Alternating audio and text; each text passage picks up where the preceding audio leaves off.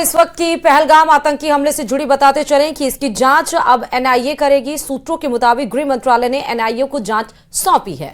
और इस बीच जम्मू कश्मीर में सुरक्षा बल का सर्च ऑपरेशन और तेज हो गया। आपको बता दें 22 तारीख को आतंकियों ने पहलगाम घूमने गए 26 पर्यटकों को मौत के घाट उतार दिया था। जम्मू कश्मीर के कुलगाम में आतंकियों के 2 मददगारों को पुलिस ने गिरफ्तार कर लिया। कुलगाम में बिलाल अहमद और इस्माइल को अरेस्ट किया गया है।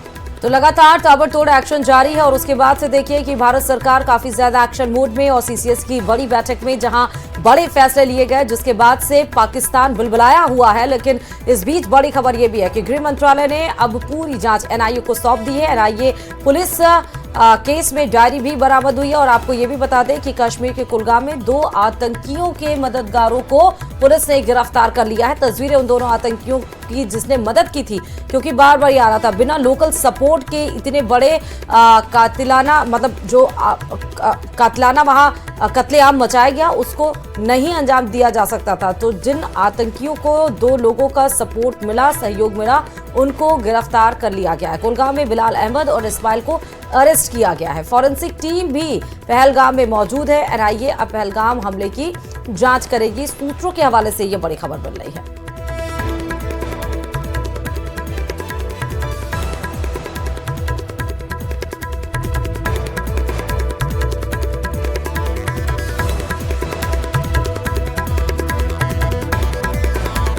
और पहलगाम में हुए आतंकी हमले के बाद आरएसएस प्रमुख मोहन भागवत ने बड़ा बयान दिया है। मोहन भागवत ने कहा है कि भारत कभी अपने पड़ोसियों को कष्ट नहीं पहुंचाता है, लेकिन अगर कोई पड़ोसी ऐसा काम करेगा तो राजा का काम है अपने लोगों की रक्षा करना।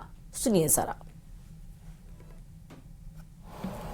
लेकिन ऐसा हम रहते हैं तो भी अगर अभी हम कभी भी अपने पड़ोसियों की कोई अपमान, कोई हानि नहीं करते।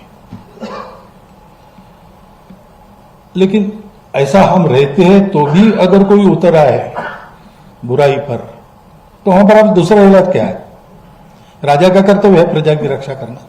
राजा अपना कर्तव्य करेगा। दोनों धर्म है, इसलिए गीता में अहिंसा का उपदेश है। अहिंसा का उपदेश इसलिए किया कि अर्जुन लड़े और मारे। भाई हम तो किसी के दुश्मन नहीं है, द्वेष वगैरह हमारा स्वभाव नहीं है। तो रावण का भी जो वध हुआ वो रावण के अकल्याण के लिए नहीं हुआ, कल्याण के लिए हुआ। जब ये सिद्ध हुआ कि शिवभक्त रावण है, वेद ज्ञाता रावण है, उत्तम गवर्नेंस करने वाला रावण है, सब प्रकार का उसके पास अच्छा आदमी बनने के लिए जो जो चाहिए वो सब है। लेकिन उसने जिस शरीर और मन बुद्धि का स्वीकार किया है वो ऐसा है कि वो इस अच्छाई को उसके अंदर आने नहीं देगा, और कुछ भी करो उसमें अच्छाई भर नहीं सकते। अब उसको अच्छा बनना है तो एक ही उपाय है, उस शरीर मन बुद्धि को समाप्त करके वो दूसरे शरीर और मन बुद्धि को लेकर आ जाए। तो भगवान ने उसका संहार किया। अब उस संहार को हिंसा नहीं कहते, वो अहिंसा ही है।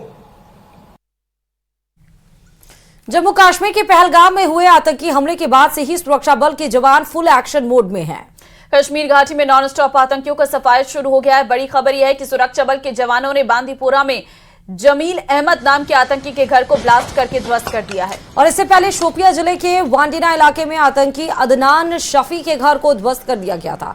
अदनान शफी ने करीब 1 साल पहले लश्कर-ए-तैयबा आतंकी संगठन में शामिल हुआ था और इससे पहले कुपवाड़ा में आतंकी फारूक अहमद के घर को विस्फोट करके उड़ा दिया गया था। और इन सभी को मिलाकर कश्मीर घाटी में अब तक कुल 9 आतंकियों के घर को मिट्टी में मिलाया जा चुका है। तो लगातार आतंकियों का सफाया हो रहा है जम्मू कश्मीर के सरजमी से। आप देखिए एक एक करके एक आतंकी को चिन्हित किया जा रहा और फिर उसके घर पर या तो बुलडोजर एक्शन या तो बम ब्लास्ट से उनको नेस्तनाबूद किया जा रहा। और अब तक टोटल 9 आतंकियों के घर ध्वस्त किए गए हैं। यानी पहलगाम के गुनाहगारों को किसी भी तरह से बख्शा नहीं जाएगा और इसकी बानगी 9 आतंकियों के घर को जो तबाह किया गया है उसके रूप में प्रदर्शित हो रही है।